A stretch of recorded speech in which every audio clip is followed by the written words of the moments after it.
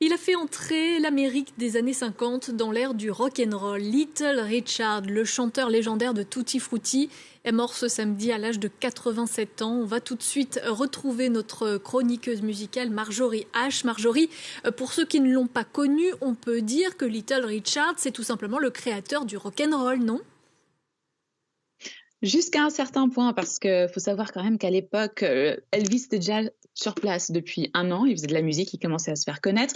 Le rhythm and blues prenait son ancrage rock. Donc il y avait déjà une espèce de scène rock. Là où Little Richard va faire bouger les choses, c'est de par sa présence scénique. C'est une véritable tornade sur scène, des cris, des hurlements, et puis un look avec du maquillage, des cheveux qui lui rajoutent presque 1 mètre de haut. Non, j'exagère un petit peu, mais il s'appelait peut-être Little Richard, mais il était assez grand, et du coup il va influencer de par une présence scénique assez incroyable tellement d'artistes. Limite les Beatles vont faire un stage en première partie avec lui, les Stones aussi vont s'inspirer de lui, un certain James Brown ainsi que Prince, et puis bien sûr je ne parle même pas de toutes les rockstars qu'on connaît, ça va de Lemmy à Motorhead.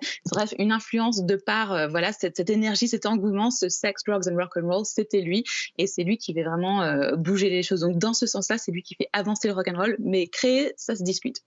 C'était également une véritable icône, on peut le dire ça. Oui, absolument. Alors, on parle d'avancer dans le terme de musique, mais également en termes de fluidité, aussi bien sociale. Alors, ça se joue sur plusieurs plans, parce qu'il faut savoir, dans les années 50, aux États-Unis et dans le Sud en particulier, lui, il vient de Géorgie, il y a une ségrégation raciale énorme et très stricte. Et en fait, lui va pouvoir parler aussi bien aux Américains blancs qu'aux Américains noirs. Ces disques vont se vendre des deux côtés. Et justement, quand il fait des concerts, souvent, comme c'est ségrégé, il y a une séparation. D'un côté, il y a les blancs, d'un côté les noirs. Et puis, à la fin de ces concerts, les gens se mélangent. Ils ne peuvent pas s'en empêcher. Donc vraiment, ça, c'est une avancée assez énorme en termes d'artisterie et de vente, et puis de public aussi, de mélanger les publics. Et puis, il y a un autre plan, on l'a évoqué tout à l'heure, juste le côté habillage, maquillage, etc. Il était très inspiré des drag queens avec lesquelles il a traîné quand il était adolescent. En fait, vers 15 ans, il a décidé qu'il était gay, et il a été rejeté par sa famille qui était très très chrétienne, et il s'est retrouvé du coup à faire des tournées avec des troubadours, et c'était par cela qu'il a été inspiré, aussi bien musicalement mais aussi bien scéniquement. Et ouvertement gay dans les années 50, c'était pas facile, et forcément c'est quelque chose qu'il assumait complètement.